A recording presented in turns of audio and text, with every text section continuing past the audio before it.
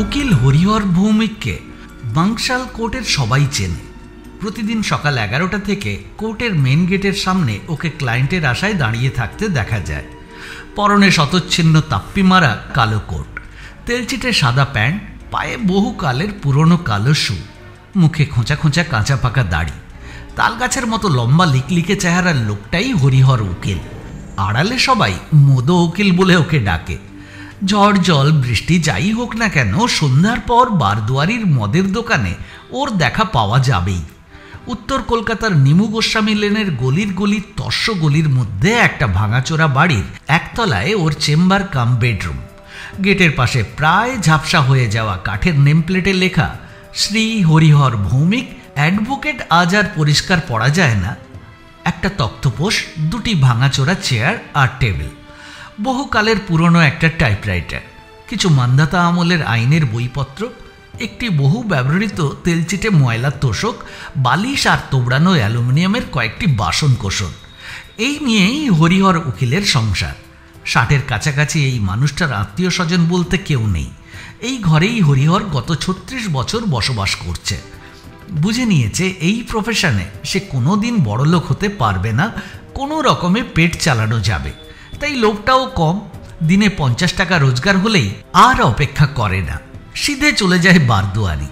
একটা পাইট শশা কুচো দিয়ে পেটে পুরে ফেরার পথে হোটেলে রুটি তরকারি খেয়ে রাত 10টায় বাড়ি। এটাই হরিহরের প্রতিদিনের রুটিন লাইফ। কোনো দিন রাতে ঘরে আলো জ্বলতে দেখা যায়, সঙ্গে টাইপরাইটারের খুটখাট শব্দ। মাসের মধ্যে অবশ্য 20 দিনই অন্ধকার থাকে। হঠাৎই সেদিন হরিহরের চশমাটা গেল ভেঙে। নেশাটা একটু বেশি হয়ে গিয়েছিল। হঠাৎই হোঁচট খেয়ে চশমাটা ছিটকে পড়ল চলন্ত ট্রামের লাইনে। ঘর ঘর করে ট্রামটা চশমাটাকে চিনির মতো গুঁড়ো করে দিয়ে চলে গেল। মাথায় হাত হরিহরের। হাঁটতে চলতে খুব একটা অসুবিধা হবে না, কিন্তু পড়াশুনো, বিশেষ করে রাতের আলোয় চশমা ছাড়া সব ঝাপসা, একেবারে অকেজো হয়ে যেতে হবে। নতুন চশমা, সে তো অনেক টাকার ব্যাপার। 100-1.5 টাকা তো নিশ্চয়ই, কিন্তু অত টাকা কোথায়? মনটা খিচড়ে গেল। সেদিন রাত্রে কোনো রকমে বাড়ি ফিরে আলো নিভিয়ে শুয়ে পড়ল হরিহর। সকালে ঘুম থেকে উঠেই চশমার চিন্তা। একে তো কাজকর্ম নেই, যেটুকু আছে চশমার অভাবে শিখেই উঠবে। ভাঙা টিনের ক্যাশ বাক্স খুলে দেখল একটা 50 টাকার নোট আর দুটো 10 টাকার, মোট 70 টাকা। এইটুকুই সম্বল। তাই পকেটে নিয়ে বেরিয়ে পড়ল রাস্তায়। বিডেন পার্কের ধার দিয়ে হাঁটতে হাঁটতে হঠাৎ চোখে পড়ল পার্কের রেলিংয়ের ধারে কাঠের একটা বাক্সে কিছু পুরনো চশমা ও চশমার কাজ নিয়ে বসে আছে এক বয়স্ক ফেরিওয়ালা। হাতে চাঁদ পেল হরিহর। ছুটে গিয়ে অবু হয়ে বসলো চশমাওয়ালার কাছে। দাদু, আমাকে একটা চশমা দিতে পারেন? সেই জন্যই তো বসে আছি বাপ, পাওয়ারটা বলুন। মৃদু হেসে চশমাওয়ালা উত্তর দিল। হরিহর একটু চিন্তা করে বলল, ঠিক মনে নেই। তাহলে এতদিন দেখছেন কি করে? না, চশমা ছিল, কালকেই ভেঙে গেছে। তাই বলুন। তাহলে এই চশমাগুলো এক এক করে চোখে লাগান, যেটা ফিট করবে সেটাই আপনার পাওয়ার। দাদু হরিহরের সামনে কাঁচ লাগানো বাক্সের ঢাকনাটা খুলে দিল। হরিহর একটা করে বাক্স থেকে চশমা বের করে নাকের ওপর লাগিয়ে ঘাড় ঘুরিয়ে চারদিক দেখতে লাগলো। চশমাওয়ালার পুরনো খবরের কাগজ, দূরের বাড়ির ছাদে ভাঙা অ্যান্টেনায় বসা কাক থেকে উল্টো ফুটের দোকানের সাইনবোর্ড, একে একে সবই দেখা শেষ হলো। হরিহর হতাশ সুরে বলল, না, কোনোটাই ফিট করছে না। চশমাওয়ালা হঠাৎই পকেট থেকে একটা নতুন ঝকঝকে পুরো কালো ফ্রেমের চশমা বার করে বলল, এইটা একবার চোখে লাগিয়ে দেখুন তো। হরিহর চশমাটা চোখে লাগিয়ে ঘাড় ঘুরিয়ে দেখতে লাগলো। আস্তে আস্তে ওর মুখের চেহারা বদলে যেতে লাগলো। ভাবটা হাতে স্বর্গ পাওয়ার মতো। বাহ, আরে এটাতে তো সবকিছু পরিষ্কার দেখতে পাচ্ছি।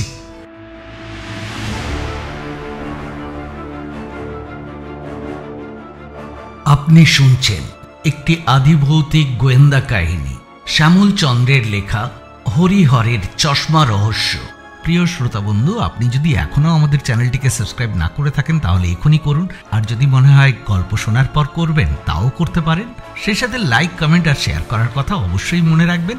আসুন শুরু করছি আজকের গল্প, হরিহরের চশমা রহস্য।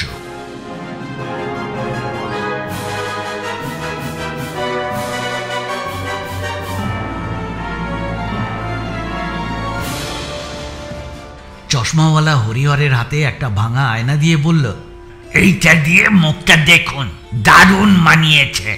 হরিহর হাতে আয়নাটা নিয়ে নিজের মুখটা ভালো করে ঘুরিয়ে ফিরিয়ে দেখে নিয়ে খুশি খুশি মুখে চশমাওয়ালাকে জিজ্ঞেস করল, কত দিতে হবে? 100 টাকা, 1 পয়সাও কম হবে না। কথাটা শুনেই হরিহরের মুখটা ফ্যাকাশে হয়ে গেল। চোখ কপালে তুলে বলল, বলেন কি দাদু, 100 টাকা? এ তো সেকেন্ড হ্যান্ড। কি হ্যান্ড জানি না, যেমন জিনিস তেমন দাম। ওগুলো থেকে নিন, 30 টাকায় দিয়ে দেব। কথাটা বলেই চশমাওয়ালা খটাস করে বাক্সের ঢাকাটা বন্ধ করে হরিহরের হাত থেকে চশমা নিয়ে পকেটে পুরে রাখল। হরিহর দুবারখানি কেশে গলাটা যতটা সম্ভব মিষ্টি করে বলল, দাদু, একটা কথা বলবো? চশমাটা আমার খুব দরকার। চশমাটা না পেলে আমার কাজকর্ম সব মায়ের ভোগে চলে যাবে।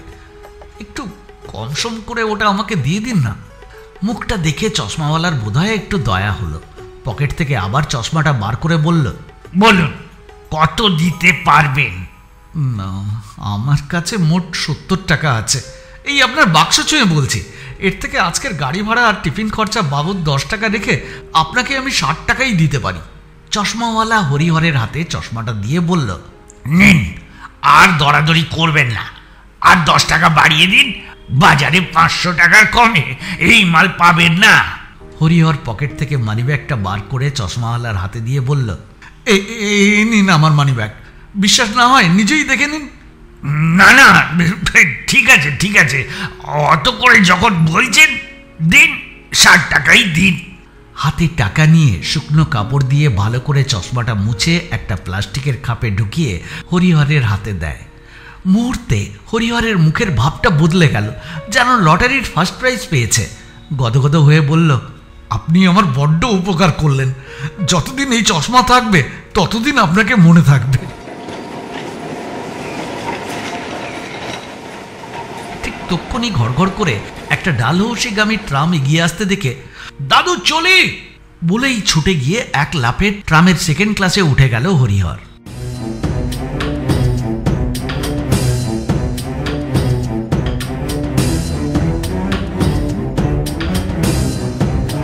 কয়লাঘাটার ফুটপাতের হোটেলে 6 টাকার ডাল ভাত তরকারি খেয়ে হরিহর যখন বাঙ্কশাল কোর্টের গেটে দাঁড়ালো, ঘড়িতে তখন সবে 10টা।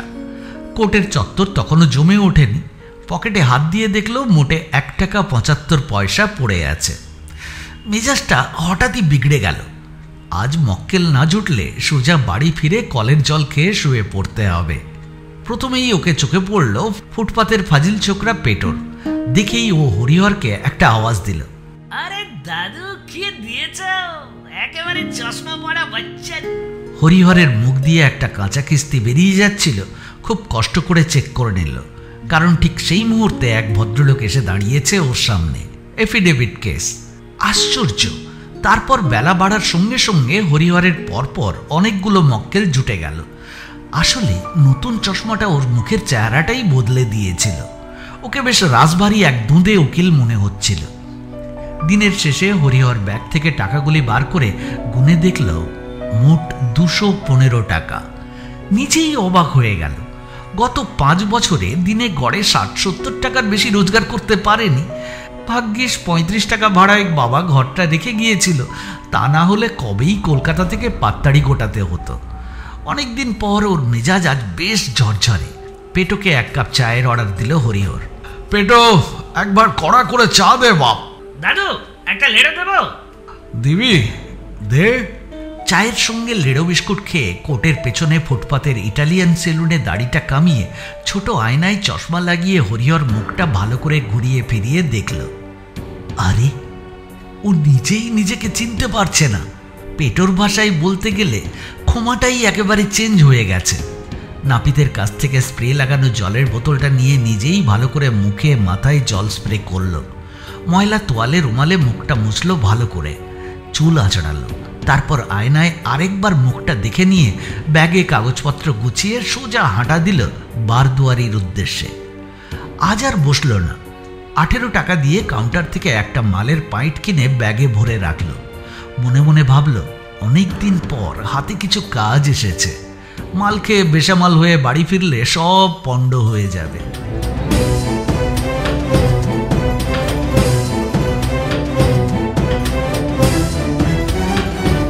অনেকদিন পর ঠিক 6:30 ট্রাম থেকে নামলো হরিহর।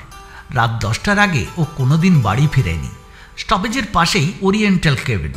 মোগলাই পরোটা আর মাংসের কোরমার গন্ধ মৌ মৌ করছে। রোজই নাক বন্ধ করে এগিয়ে যায়, আজ আর পারল না। বেশ মেজাজ নিয়ে একটা মোগলাই পরোটা আর 1 কোয়ার্টার কোরমা অর্ডার দিল। ভাবটা যেন রোজের খদ্দের। মালিক চিৎকার করে জানিয়ে দিল, একটা মোগলাই কোয়ার্টার কোরমা পার্সেল। ঘরে ফিরে কোট প্যান্ট ছেড়ে গুছিয়ে বসার ইচ্ছে ছিল হরিহরের, কিন্তু বোতলটা খুলতে গিয়েও থেমে গেল। মনে পড়ে গেল বাড়িওয়ালা বুড়োর কথা। বহুত খিটকেল বুড়ো, মালের গন্ধ নাকে গেলে আর রক্ষে নেই, হুজ্জত বাঁধিয়ে দেবে। বহুদিনই বাড়ি থেকে খেদিয়ে দেওয়ার একটা ক্লু খুঁজছে। অতএব একটা চড়া গন্ধের ধূপ জ্বালিয়ে দিল হরিহর। এই গন্ধটা সবার চেনা, ডেড বডি নিয়ে যাওয়ার পর নাকে আসে।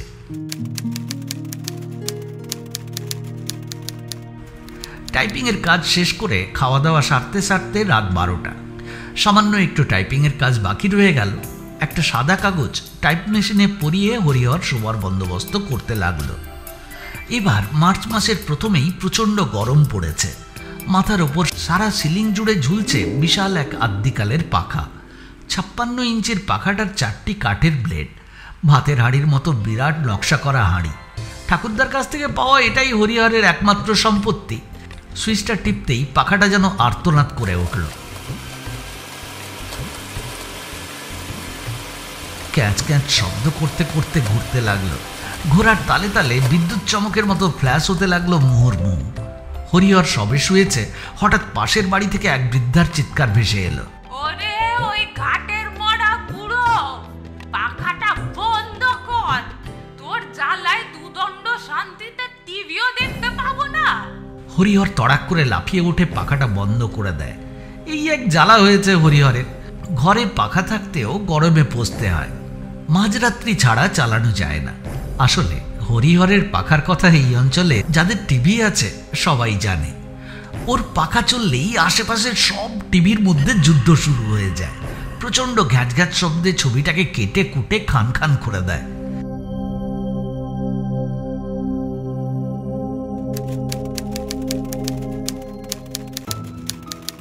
এমনিতেই গরমে হরিহরের ভালো ঘুম হচ্ছিল না। মাঝরাতে টাইপরাইটারের খটাখট শব্দে চটকা ভেঙে গেল। অন্ধকারে সে বুঝতে পারল কেউ তার ঘরের মধ্যে ঝড়ের গতিতে টাইপ করে যাচ্ছে, পাগলের মতো। কয়েক মুহূর্তের জন্য ওর বুকটা কেঁপে উঠল। বালিশের তলায় হাত ঢুকিয়ে চশমাটা বার করতে গিয়ে দেখে চশমাটাও নেই। তড়াক করে লাফিয়ে ওঠে, আলোটা জ্বালতেই সব চুপচাপ। চশমাটাকে টেবিলের ওপর দেখে ও চমকে উঠল। এটা এখানে এলো কি করে? ওর পরিষ্কার মনে আছে শোবার সময় চশমাটা বালিশের তলাতেই রেখেছিল। ভয়ে ভয়ে হরিহর টাইপরাইটারের কাছে এগিয়ে এলো। দেখলো টাইপরাইটারের রোলারে লাগানো সাদা কাগজে ছাপা হয়ে আছে কিছু ইংরেজি শব্দ। ভয়ে ভয়ে টাইপরাইটার থেকে কাগজটা খুলে নিল হরিহর। চোখে চশমা লাগিয়ে সামনে মেলে ধরল কাগজটা। ওতে লেখা রয়েছে বাগপোতা গোপাল, ব্যাম্বু বাঁশ নেপাল, সেফটি ট্যাঙ্ক, নীলু নাসের কামাল। বারবার পড়েও কোনো অর্থ উদ্ধার করতে পারল না। কাগজটা টেবিলের ওপর পেপার ওয়েট চাপা দিয়ে রেখে সারা রাত জেগেই শুয়ে রইল। ভীষণ ভয় পেয়ে গেছে হরিহর। কিছুতেই ব্যাপারটা মন থেকে ঝেড়ে ফেলতে পারছে না। চশমাটা না পারছে ফেলতে, আবার না পারছে রাখতে। গতকালের আমদানিটা যে চশমার দৌলতে হয়েছে সে ব্যাপারে সে নিশ্চিত। এই এক মহা দুশ্চিন্তা। চশমাটা ফেলে দিলে আমদানি যাবে, আবার রাখলে রাতে ঘুম তো যাবেই, ভূতের ভয়ে বাপের দেওয়া প্রাণটাও চলে যেতে পারে।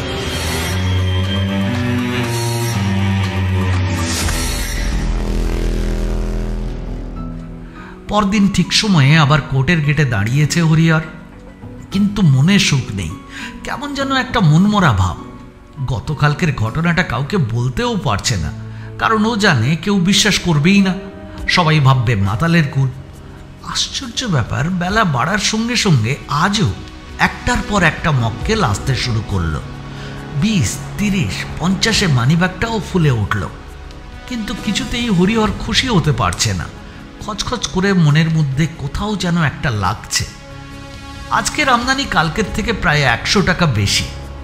ব্যাগপত্তর গুছিয়ে বারদুয়ারির দিকে হাঁটা দিতে যাবে, সামনে মদন দাস এসে দাঁড়ালো।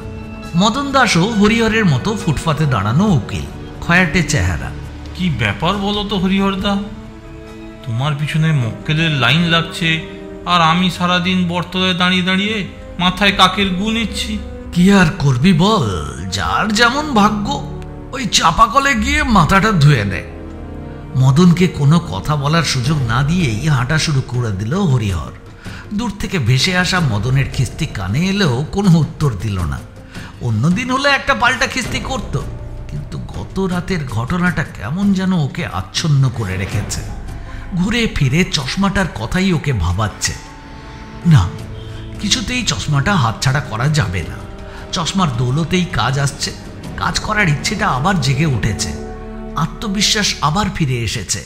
সারাটা জীবন এই অন্ধকারাচ্ছন্ন স্যাঁতস্যাঁতে ঘরে ঘেউ কুকুরের মতো কুণ্ডলি পাকিয়ে শুয়ে শুয়ে কেটেছে। জীবনের শেষের কটা দিন মানুষের মতো বাঁচার সুযোগ সে কিছুতেই ছাড়বে না। এই সব 7-5 ভাবতে ভাবতে কখন সে জ্যোতি সিনেমার কাছে চলে এসেছে খেয়ালই নেই। ডান দিকে ঘুরেই বারদুয়ারির মালের দোকান। ফুটপাত থেকে 1 টাকার ভিজে ছোলা পেঁয়াজ কিনে ভেতরে ঢুকে একটা পাইট নিয়ে টেবিলে বসতে গিয়েও বসল না হরিহর। একটা বিবাহ বিচ্ছেদের মামলা এসেছে হাতে, একটু বইপত্তর ঘাঁটতে হবে, তাছাড়া কিছু টাইপের কাজও বাকি আছে। মাল খেয়ে বাড়ি ফিরলে সব ভণ্ডুল হয়ে যাবে। উঠে পড়ে কাউন্টার থেকে পাইটটা বদলে নিয়ে একটা বড় বোতল কিনে ব্যাগে ঢোকালো হরিহর। কাল ড্রাই ডে, স্টকে থাক। আগের দিনের মতোই সন্ধ্যের সময় বাড়ি ফিরল। ব্যাগে মালের বোতল, রুটি আর মাংসের ভাঁড়। ঘরে ঢুকেই মুখ হাত পা ধুয়ে ধূপ জেলে ছোট চায়ের গ্লাসে 1 গ্লাস বাংলা গলায় ঢেলে নিল। মরচে ধরা টিনের কৌটোর চানাচুর বার করে খানিকটা মুখে দিয়েই ব্যাগ থেকে কাগজপত্র বার করে 2টো আইনের বই নিয়ে হরিহর কাজে বসে গেল। মনে মনে ভাবল, ডিভোর্সের মামলাটা ঠিকঠাক চালাতে না পারলে মদন শালা ঠিক মক্কেলকে ভাঙিয়ে নেবে। শালা শকুনের মতো মক্কেলটার দিকে তাকিয়েছিল। কাজ শেষ করে আইনের বইটা যখন তাকে তুলতে যাবে হরিহর, তার ভেতর থেকে কিছু একটা পড়ল মাটিতে। নিচু হয়ে সেটা কুড়িয়ে নিল হরিহর। বহুদিন আগের লাল হয়ে যাওয়া একটা সাদা কালো ফটোগ্রাফ, একটা রোগা কালো মিষ্টি মুখের মেয়ের ছবি। কয়েক মুহূর্তের জন্য ও যেন অন্য জগতে চলে গেল। বেশ কিছুক্ষণ ছবিটা মুখের সামনে ধরে রাখলো, তারপর একটা লম্বা দীর্ঘশ্বাস ফেলে ফিরিয়ে দিল যথাস্থানে। যৌবনে হরিহর অনেক স্বপ্ন দেখেছিল এই মেয়েটিকে নিয়ে। ওকালতি পাশ করার 5 বছর পরেও যখন বাংশাল কোর্টের গেটের সামনে বটতলার ফুটপাতে মক্কেলের জন্য তীর্থের কাকের মতো দাঁড়িয়ে থাকতে হলো, তখন ঘর বাঁধার সব স্বপ্ন মিলিয়ে গেল। পূর্ণিমাকে শেষ কথা বলে ফিরে এসেছিল। তারপর 36টা বছর কেটে গেছে। ওর সঙ্গে আর কোনো যোগাযোগ নেই। ও জানে না পূর্ণিমা কেমন আছে, অথবা ভয়ঙ্কর অভাবের সঙ্গে যুদ্ধ করে আজও বেঁচে আছে কিনা। পাশের বাড়ির ঘড়িতে ঢংঢং করে রাত 11টা বাজল। সম্বিত ফিরে পেল হরিহর। ঠান্ডা রুটি মাংস আর অর্ধেকটা বাংলা মদ শেষ করে তক্ত বসে শুতে যাওয়ার আগে আলোটা নেভাতে গিয়েও নেভালো না। চশমাটা বালিশের তলায় না রেখে টেবিলের ওপর রেখে দিল। গতকালের মতো আবার যদি টাইপরাইটারের উৎপাত শুরু হয়ে যায় এই ভয়ে।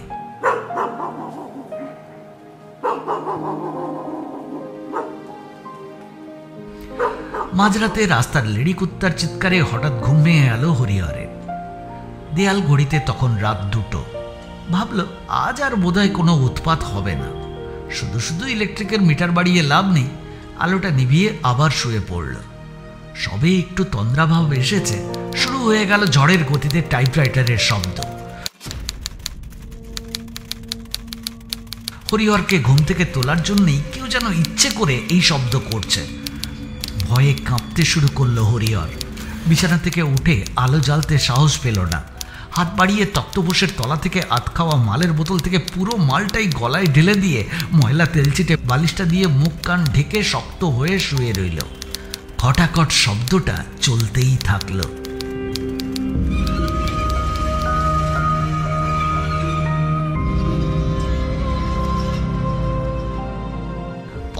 যখন ঘুম ভাঙল তখন ঘড়িতে সকাল 8টা।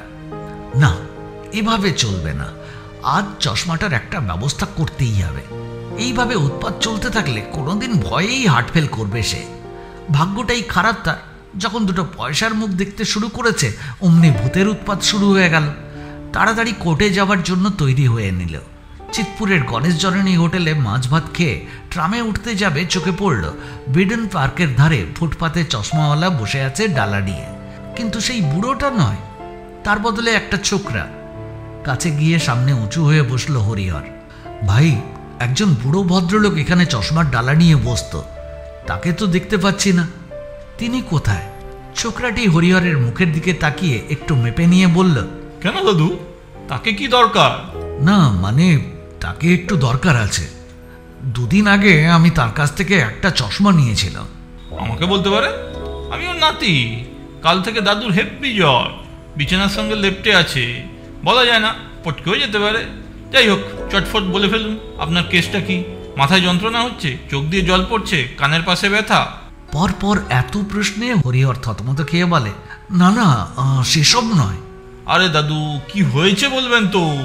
না মানে চশমাটা নেওয়ার পর থেকে রাতে কেমন যেন ভয় ভয় করছে। দেখি চশমাটা। হরিহর পকেট থেকে চশমাটা বার করে ছোকরাকে দেয়। আরে, এটা তো সেই মাল, বুড়োকে টুপি পরিয়ে 100-এর মাল সাটে নিয়ে গেছেন। যাকে যা হয়ে গেছে গেছে, এবার ফুটে যান। বৌনিপত্তর হয়নি, মেজাজটা খিচড়ে দেবেন না। আরে দাদু, ভড়কাবেন না, আপনার আবার ভয় কি? এমনিতেই সটকে যাবার বয়স হয়ে গেছে। হরিহর রাগটা মনের মধ্যে চেপে রেখে যতটা সম্ভব মিষ্টি গলায় বলল, আমি শুধু জানতে চাইছি চশমাটা কি কোনো মরা লোকের? আরে দাদু, জ্যান্ত লোকের চশমা কি 60 টাকায় পাওয়া যায়? ওই চশমাটা শুকে দেখুন, এখনো অগরুর গন্ধ পাওয়া যাবে। মালিক আজ সকালেই এক্সপোর্ট হয়েছে। হরিহর বোকার মতো ছোকরার মুখের দিকে তাকিয়ে বলে, এক্সপোর্ট হয়েছে? এই কথাটার মানে ঠিক বুঝতে পারলাম না। দেখুন, আপনার সঙ্গে একটা চশমা নিয়ে এত হেজালে আমার কারবারটাই গুঞ্চুট হয়ে যাবে। আপনারা শিক্ষিত লোক হয়ে যদি ইংরেজি না বোঝেন, তবে কাদের ইংরেজি বলবো বলুন তো? এক্সপোর্ট হয়ে গেছে মানে মায়ের ভোগে চলে গেছে। তবে আপনার কেসটা এক্সপোর্টের মাল নাও হতে পারে, ওটা টানা মাল। নিন, এবার পাতলা হন তো। রাগ করছো কেন ভাই? আরো দু একটা কথা জানতে ইচ্ছে করছে। তার আগে দুবার চায়ের অর্ডার দাও। আপনি খাওয়াবেন? নিশ্চয়ই, তবে আমার প্রশ্নের উত্তর একটু ভেবেচিন্তে দিও, কেমন? আরে কিচ্ছু ভাববেন না দাদু, পেটে যা আছে সব বমি করে দেবো। তারপর ফুটের ধারে হিন্দুস্তানি চায়ের দোকানের উদ্দেশ্যে চিৎকার করে বলল, এ বুধিয়া, 2 বড়া চায়, মালাই মারকে জলদি। হরিহর তেতো মুখ করে বলে, আবার মালাই কেন বাবা? এমনি চা হলেই তো ভালো হতো। আপনি বুঝবেন না দাদু, সকালের চাটা একটু মালাই মেরে না খেলে জুত হবে না। হ্যাঁ, এবার বলুন আপনি কি জানতে চান? আচ্ছা ভাই, এই চশমাটা যে টানা মাল, এটা তুমি ঠিক জানো? কেন বলুন তো? আপনি কি আবার মামা নয় তো? আরে না না, একটা 100 টাকার জন্য কেউ থানা পুলিশ করে না। দেখবেন দাদু, যেন আবার ফেঁসে না যায়। চাওয়ালা ইতিমধ্যে দুবার চা দিয়ে যায়। হরিহর চায়ে একটা লম্বা চুমুক দিয়ে বলল, হ্যাঁ, যা বলছিলাম, এই চশমাটা তুমি হাতে পেলে কি করে? আমার মামার ছেলে নীলুর কাছ থেকে। শালা পাতাখোর ওই মালটা কোথা থেকে সটকে এনে আমার কাছে ঝেড়ে দিয়েছিল। দুঃখের কথা কি বলবো, মামার চালু মুদির দোকান ছিল, ছেলে মাল ঝেড়ে ঝেড়ে পুড়িয়া খেতে শুরু করলো। আস্তে আস্তে দোকান খালি হয়ে গেল। একদিন শালা নীলু ওজনদারিটাও ঝেড়ে দিল। মামাও সেই শোকে গত সপ্তাহে এক্সপোর্ট হয়ে গেল। মামিকে দেখতে গিয়েই মালটা হাতে পেয়েছিলাম। ছি ছি ছি, কি ছেলে! এ তো দেখছি তোমার মামিকেও কিছুদিনের মধ্যে এক্সপোর্ট করে দেবে। তা তোমার মামার বাড়িটা কোথায়? আমার সদ্য বেধবা মামিকে আপনার কি দরকার? আরে না না না, তোমার মামিকে নয়, নীলুকে আমার দরকার। তোমার মামার বাড়িটা কোথায়? বাগপোতা, সরসুনার পাশেই।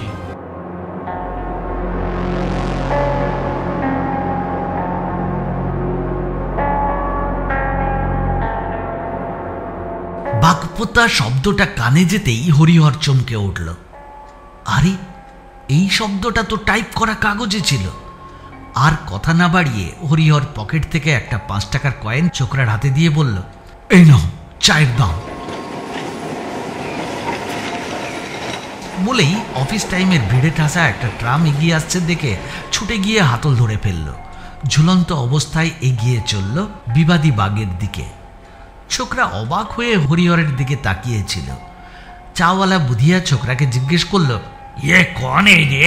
तेरे रिश्तेदार? मेरा नहीं, मेरे बाप के रिश्तेदार। पागल खाने से भाग के आया।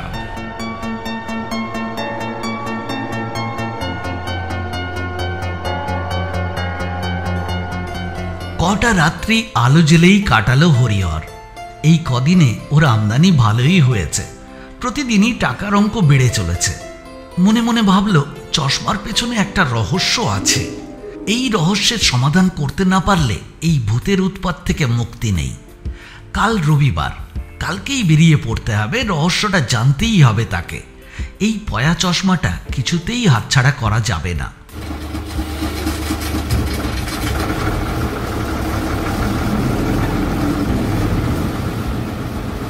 সরসোনা পৌঁছে অনেক ঘোরাঘুরি করে হরিহর শেষ অবধি বাগপোতা পৌঁছল।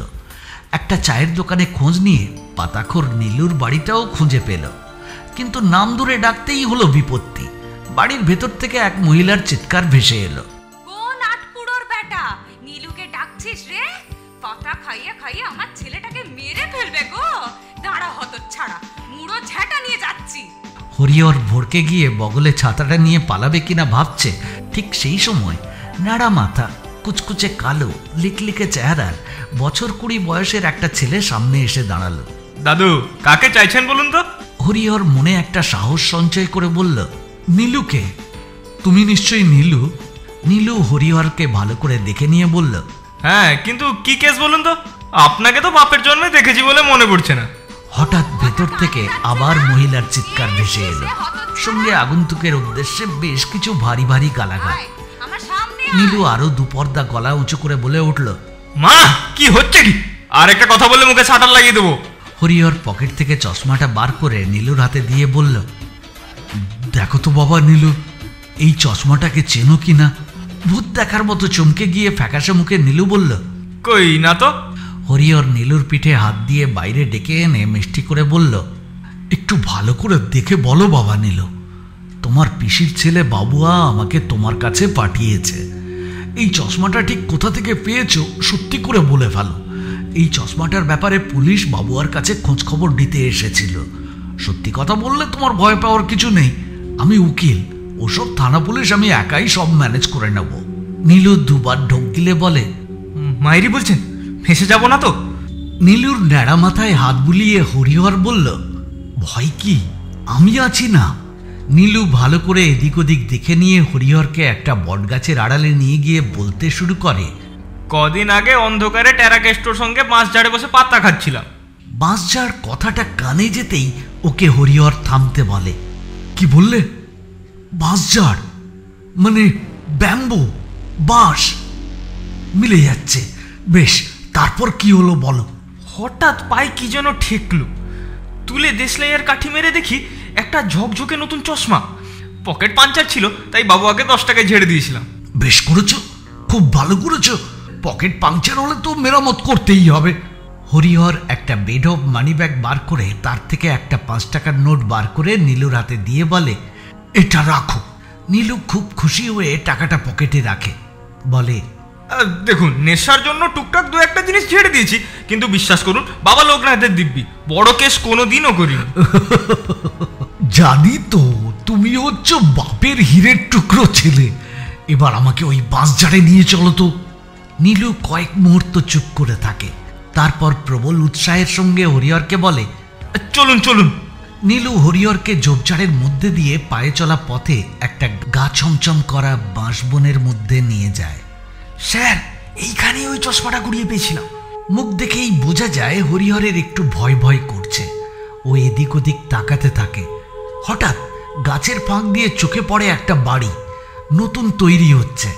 তখনও ছাদ ঢালাই হয়নি, কিন্তু সেফটি ট্যাঙ্কটা তৈরি হয়ে সিল করা রয়েছে। হঠাৎ হরিহরের বুকটা ছ্যাঁত করে উঠল। মনে মনে ভাবল, আরে সেফটি ট্যাঙ্ক কথাটাও তো ওই কাগজে ছাপা হয়েছে। মনে পড়ল কাগজে ছাপা আরও 2টো নাম, গোপাল আর নেপাল। নীলুর কানের কাছে মুখ নিয়ে গিয়ে ফিসফিস করে বলল, বাবা নীলু, এখানে গোপাল আর নেপাল বলে কেউ থাকে? কোন গোপাল? গোপাল হালদার?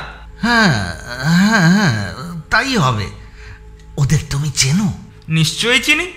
এ মহল্লায় কাউকে চিনতে আমার বাকি নেই। আপনি ইটবালি গোপালের কথা বলছেন? ওই যে বাড়িটা, ওটা তো গোপাল হালদার তৈরি করেছিল। হঠাৎ কদিন আগে বলা নেই কওয়া নেই কোথায় ফুটে গেল কে জানে, আর পাত্তাও পাওয়া গেল না। হরিহর তখন মনে মনে অঙ্ক মেলাতে লাগলো। ইট বা বালি মানে বিল্ডিং মেটেরিয়ালস, এই কথাটাও কাগজে ছাপা আছে। বেশ খুশি খুশি মুখে হরিহর নীলুকে বলে, গোপাল হালদারের ফুটে যাওয়ার পেছনে কি কারণ সেটা কি তুমি জানো? না, ঠিক জানি না, তবে ফুটে যাওয়ার আগের দিন ভাই নেপালের সঙ্গে খুব ঝগড়া হয়েছিল। হরিহরের মুখের অবস্থাটা যেন হাতে চাঁদ পেতে চলেছে। ফিসফিস করে বলল, তুমি কি করে জানলে? আমি তখন পুরিয়ার খোঁজে যাচ্ছিলাম। হঠাৎ চুপ করে যায়, আবার চারদিক ভালো করে তাকিয়ে হরিহরকে বলে, দেখবেন দাদু, এসব কথা আবার অন্যের কানে তুলে দেবেন না। শালা নেপাল বহুত হারাম লোক, দৈত্যের মতন চেহারা, শালা জমের চেলা, সবসময় মাল খেয়ে থাকে। কথাটা ওর কানে গেলে আমাদের দুজনকেই ছবি করে দেবে। আরে মাথা খারাপ, এসব কথা কাউকে বলতে আছে? চল ফেরা যাক। হরিহর পকেট থেকে এবার একটা 5 টাকার নোট বার করে নীলুর হাতে দেয়। না, এইটা তুমি রাখো। একটা কথা বলবো মাইরি? বেশ তো, বলো না, আমার কাছে লজ্জা কিসের? এত পেটের কথা ঝেড়ে নিলেন, আরও গোটা 10 টাকা ছাড়ুন। ও, এই কথা দেব, নিশ্চয়ই দেব, তবে আরো কয়েকটা কথা জানার পর। বেশ তো, বলুন না, আর কি জানার আছে? গোপালের সংসারে কে কে আছে? কেউ নেই, শুধু বউ। গোপালদা ছিল ভাই অন্তপ্রাণ, নিজের হাতে ভাইকে নেশার টাকা জোগাতো। গোপালের বউ এখন কোথায়? কোথায় আবার, বাড়িতেই আছে। নেপাল শালা বৌদিকে বহুত পেঁদায়। একদিন আমি দেখে ফেলেছিলুম, বৌদিকে পেঁদাতে পেঁদাতে বলছে, মুখ খুললে তোকেও শালি জ্যান্ত সেফটি ট্যাঙ্কের ভেতর ঢুকিয়ে সিল করে দেবো। আমাকে দেখে ফেলেছিল। পরের দিন সকালে হাতে 10টা টাকা ধরিয়ে টুটি টিপে ধরে শাসিয়েছিল, কাউকে কথাটা বললে তোকে শালা জ্যান্ত তালপুকুরের পাঁকে পুঁতে দিয়ে আসবো। শালা বহুত খতরনাক মাল। শুনেছি বৌদির কাছ থেকে ভয় দেখিয়ে সব সম্পত্তি লিখে নিয়েছে। হঠাৎ বাঁশবনের ভেতর থেকে একটা হেঁড়ে গলার চিৎকার শোনা গেল।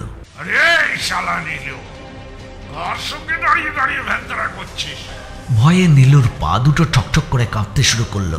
শুধু অস্ফুট স্বরে বলে উঠল, নেপালদা। সঙ্গে সঙ্গে হরিহরের পা নীলুর তালে তালে কাঁপতে থাকে। কি করবে বুঝে উঠতে পারে না। ফস করে ছাতাটা খুলে মুখটা ঢেকে দেয়। প্রায় সঙ্গে সঙ্গে বাঁশবন থেকে বেরিয়ে আসে মূর্তিমান যমদূত নেপাল। মুখে দেশি মালের গন্ধ, চোখ দুটো জবা ফুলের মতো লাল। মালটা কে রে? ছাতাটা সরিয়ে হরিহরের মুখটা ভালো করে দেখে নেয়। এই মালকে তো আগে কোনোদিন দেখিনি। মুখটা ঘুরিয়ে নীলুর দিকে তাকায়। নীলুর পা দুটো আরো দ্রুত লয়ে কাঁপতে থাকে। তোতলাতে তোতলাতে বলে, আমার মামা, মানে মামা। দিনের বেলাতেই পাতা টেনেছিস বা? 3 বার মাকে ডেকে মামা বলছিস? এ তোর কেমন মামা বাপ? আমার মায়ের জ্যাঠার ছেলে। তা মামু অন্ধকারে বাঁশঝাড়ের মধ্যে ছাতা খুলে দাঁড়িয়ে কেন চাঁদু? ছাতাটা বন্ধ করো, কলা বউয়ের মুখটা একটু দেখি। হরিহর ছাতাটা বন্ধ করে। মুখটা সাদা ফ্যাকাশে হয়ে আছে। থুতু গিলে শুকনো গলাটা ভেজাবার চেষ্টা করছে। পা দুটো আগের থেকে আরো দ্রুত লয়ে কাঁপছে। নেপাল হরিহরের থুতনিতে হাত দিয়ে ভালো করে মুখটা দেখে নেয়। তা চাঁদুর থাকা হয় কোথায়? আগে মেদিনীপুর। খরসলা মাছের মতো চেহারা দেখেই বুঝতে পেরেছি এ মাল তো এখানকার নয়। তা চাঁদু মামা আমার বাঁশবনে কি করছিলে? না, কিছু না, একটু ভাগ্নের সঙ্গে গপ্প করছিলাম। অন্ধকার বাঁশবনে ছাতা খুলে ভাগ্নের সঙ্গে গপ্প? ওসব মজা কি রাখো, পরের বার এখানে দেখলে না মামা ভাগ্নে দুজনকে একসঙ্গে এখানে কবর দিয়ে দেবো। দেখি চাঁদু মামার মুখটা আরেকবার দেখি, ভালো করে চিনে রাখি। হরিহরের মনে হচ্ছিল এক্ষুনি বোধহয় নিঃশ্বাস বন্ধ হয়ে গিয়ে হার্ট ফেল করবে। অনেক চেষ্টা করেও পায়ের কাঁপুনি বন্ধ করতে পারছিল না। নেপাল হরিহরের এই শোচনীয় অবস্থা দেখে বলল, বাবা নীলু, তোমার মামুকে ঘরে নিয়ে যাও। ভয়ে যেভাবে মামুর পা দুটো কাঁপছে, আর কিছুক্ষণ এখানে থাকলে প্যান্টে হিচু করে ফেলবে। কথাটা বলেই বিকট শব্দে হাসতে হাসতে ঝোপের পাশ দিয়ে নতুন অর্ধেক হওয়া বাড়িটার দিকে এগিয়ে গেল। হরিহর যেন মৃত্যুর দরজা থেকে ফিরে এলো। ফ্যাল করে নীলুর দিকে একবার তাকিয়ে হঠাৎই ছাতাটা বগলে চেপে ধরে প্রাণপণে ছুটতে লাগলো। পেছন পেছন নীলুও। পিচ রাস্তায় পড়েই একটা সাইকেল রিক্সায় লাফিয়ে উঠে বসলো। চল বাবা, সরসুনা যাব। 10 টাকা লাগবে। 10 কেন, তোকে 20 দেবো। একটু তেড়ে চালা বাবা, জমের হাত থেকে বাঁচাও। নীলু দৌড়তে দৌড়তে পেছন থেকে চিৎকার করে বলল, দাদু আমার টাকাটা। হরিহর ঘাড় ঘুরিয়ে নীলুর দিকে তাকিয়ে মুচকি এসে বলল, মানি অর্ডার করে পাঠিয়ে দেবো। রিক্সাওয়ালা টাকার লোভে জোরে জোরে প্যাডেলে চাপ দিতে লাগলো। শোঁ শোঁ করে রিক্সা ছুটতে লাগলো। হরিহর জামার সব বোতাম খুলে বুক ভরে অক্সিজেন নিতে নিতে ভাবল, খুব শিক্ষা হয়েছে, আর একটু হলেই বাপের দেওয়া প্রাণটা এক্সপোর্ট হয়ে যেত।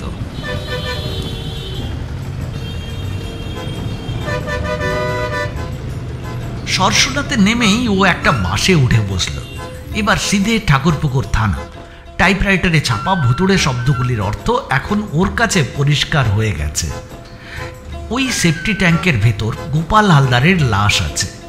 এই ব্যাপারে ওর আর কোনো সন্দেহ নেই। এখন শুধু সব ঘটনাটা থানায় জানাতে হবে। 7-5 ভাবতে ভাবতে হঠাৎ হরিহর জানালা দিয়ে দেখতে পায় বাসটা ঠাকুরপুকুর থানা ছাড়িয়ে চলে যাচ্ছে। লাফিয়ে উঠে চিৎকার করে ওঠে, এই ভাই বাঁধকে। কন্ডাক্টর খিচিয়ে উঠে বলে, তাদের ঘুমিয়েছিলেন নাকি? এখানে মামা আছে, থামানো যাবে না। পাইলট একটু হালকা করে দাদুকে নামিয়ে দাও। হরিহর পেছন দিকে না তাকিয়ে বাস থেকে লাফিয়ে রাস্তায় নামে। সঙ্গে সঙ্গে একটা ট্যাক্সি জোরে ব্রেক কষে সামনে দাঁড়ায়। ড্রাইভার জানালা দিয়ে মুখ বাড়িয়ে হরিহরকে বলে, হরিহর কোনো রকমের টাল সামলাতে ফুটপাতে উঠে ড্রাইভারের দিকে তাকিয়ে বলে, আমি না, তোর বাপ।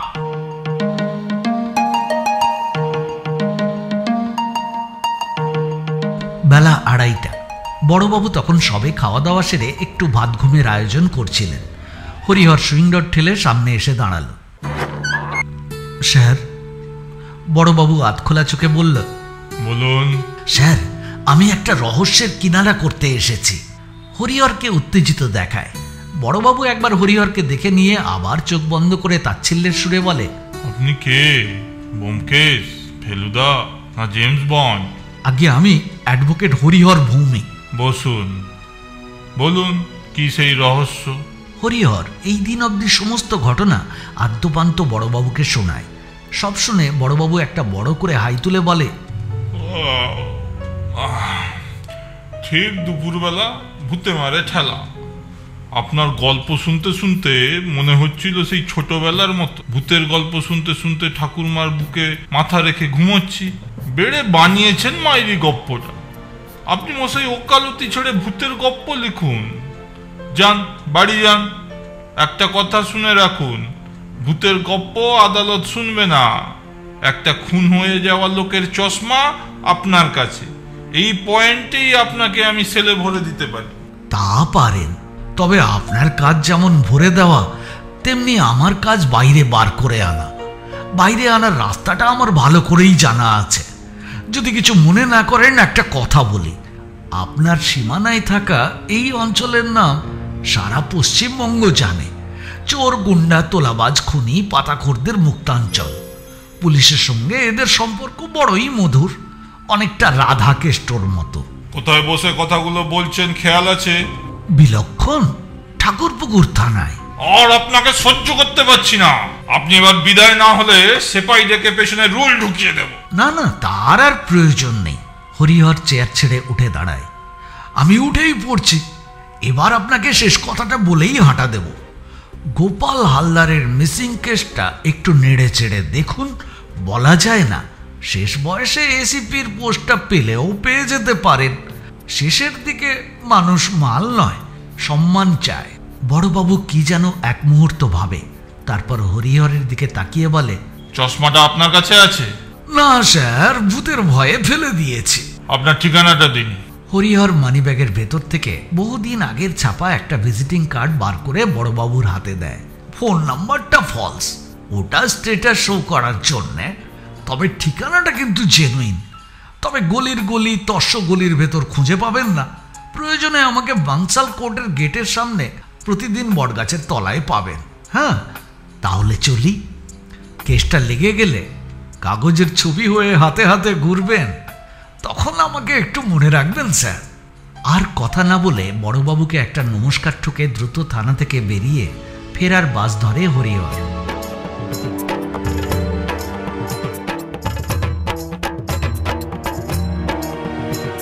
তারপর 3টে রাত্রি কেটে গেছে। হরিহর আর রিস্ক নেয়নি। কটা রাত আলো জ্বেলেই শুয়েছে। নতুন কোনো উৎপাতও হয়নি। কাজের চাপও ক্রমশই বাড়ছে, আমদানিও ভালো হচ্ছে। অসুবিধাটা শুধু একটাই, আলো জ্বালার ফলে রাতে ভালো ঘুম হচ্ছে না।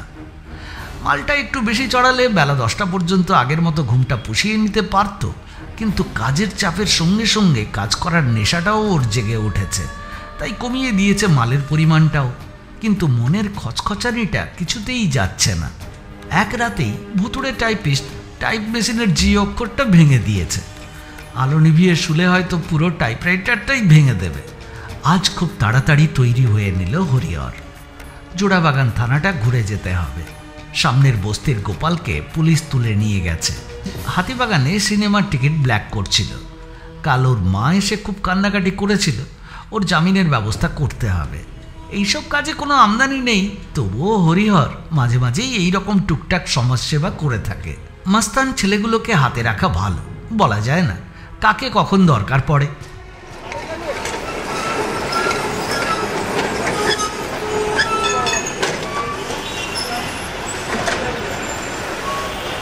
থানার কাজ মিটিয়ে হরিহর ছুটল ট্রাম ধরতে। ট্রামে বসেই পাশে বসা এক ভদ্রলোকের হাতে ধরা কাগজে চোখ পড়ল। বড় বড় হরফে লেখা, বাঘপোতায় সম্পত্তির লোভে ভাইয়ের হাতে দাদা খুন, ঠাকুরপুকুর থানার ওসির তৎপরতায় খুনি গ্রেপ্তার, সেফটি ট্যাঙ্ক থেকে পচা গলা মৃতদেহ উদ্ধার। পাশের ভদ্রলোকের কাছ থেকে কাগজটা প্রায় ছিনিয়ে নিয়ে এক নিঃশ্বাসে পুরো খবরটা পড়ে ফেলল হরিহর। কাগজটা ফেরত নেওয়ার সময় ভদ্রলোক খেপে গিয়ে বললেন, আপনি তো বসে আচ্ছা ছোটলাম, এত খবর পড়ার শখ, একটা কাগজ কিনতে পারেন না? হরিহর ফিক করে হেসে জবাব দিল, আগে পারতাম না, এখন পারি, কাল থেকে কিনব। ভদ্রলোক আরও অনেক কথা গজগজ করে বলতে লাগলো, হরিহর কানে নিল না। আজ ওর নিজেকে খুব হালকা লাগছে। মাথা থেকে যেন হিমালয় পাহাড়টা নেমে গেছে। মনটা পালকের মতো উড়ছে। মুখ দিয়ে একটা গানের কলি বেরিয়ে এলো, মন যে আমার কেমন কেমন করে। ট্রাম থেকে নেমেই খিদেটা যেন চোঁচো করে উঠল। সেই কোন সকালে 1 কাপ চা আর একটা সুজির বিস্কুট খেয়ে বাড়ি থেকে বেরিয়েছে। সোজা হাঁটা দিল হেয়ার স্ট্রিট। ফুটপাতের বেঞ্চে বসে 1 প্লেট 22 টাকার মাটন বিরিয়ানি খেয়ে পান চিবোতে চিবোতে জুতো পালিশওয়ালার কাছে গিয়ে পাটা বাড়িয়ে দিল। পালিশওয়ালা জুতোটা দেখেই বলে উঠল, বাবু 6 টাকা লাগবে। কেন বাবা, রেট তো 3 টাকা। জুতোর অবস্থাটা দেখেছেন? কেনা অব্দি তো কালি খায়নি, ডবল কালি খাবে। হরিহরের রাজমেজাজটাই অন্যরকম। তাই দেব, ভালো করে আয়নার মতো চমকে দে। প্রতিদিনের মতো বাংশাল কোর্টের সামনে বটতলায় এসে দাঁড়ালো হরিহর। প্রথমেই চোখ পড়ল মদনের। কাছে এসে বলল, কি ব্যাপার হরিহরদা, তলাটা চকচকে, উপরেরটা ময়লা। সবার উপরটা চকচকে, নিচেরটা ময়লা থাকে। আমি উল্টো দিক থেকে শুরু করেছি, মানে তলা থেকে। ঠিক এই সময় গোঁ গোঁ করে একটা প্রিজন ভ্যান ওদের সামনে এসে দাঁড়ালো। একজন কয়েদিকে 2জন সেপাই কোমরে দড়ি বেঁধে টেনে নামালো। কয়েদিটাকে দেখেই হরিহরের বুকের মধ্যে যেন ভূমিকম্প শুরু হয়ে গেল।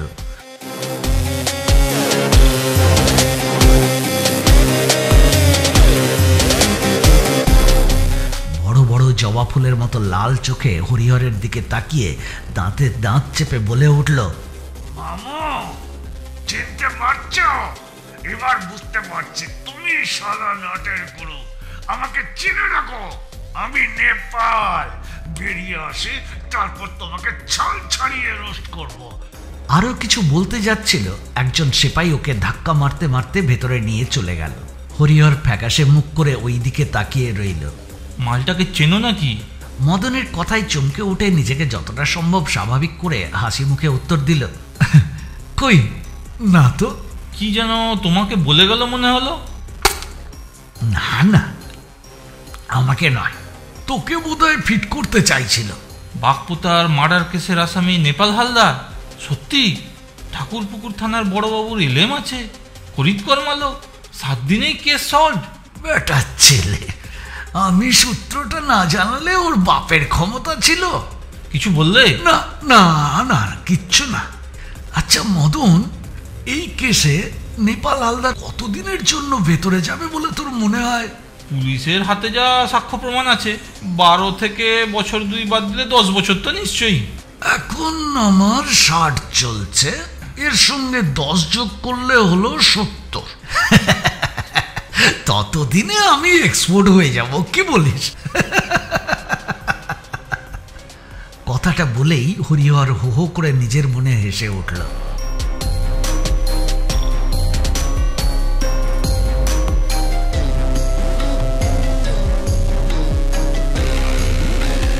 হরিহরের চশমা রহস্য গল্পটি এখানেই শেষ হলো। গল্প পাঠে অংশগ্রহণ করেছেন অনির্বাণ, বিশ্বমিত্র ও দেবলীনার সাথে আমি কমলেশ। আমাদের উপস্থাপনায় এই গল্পটি যদি আপনাদের ভালো লেগে থাকে তাহলে এখনো যদি আমাদের চ্যানেলকে সাবস্ক্রাইব না করে থাকেন তাহলে এক্ষুনি সাবস্ক্রাইব করুন, প্লিজ করে দিন না। আপনাদের করা সাবস্ক্রাইব আমাদের উদ্বুদ্ধ করবে আরও নতুন নতুন গল্প আপনাদের শোনানোর জন্য, আর সেই সাথে লাইক, কমেন্ট আর শেয়ার করার কথাও ভুলবেন না। আজ তাহলে এ পর্যন্ত, আবার দেখা হবে পরবর্তী গল্পে। সবাই ভালো থাকবেন, সুস্থ থাকবেন আর শুনতে থাকবেন রেইনবো মিডিয়া স্টুডিও। নমস্কার।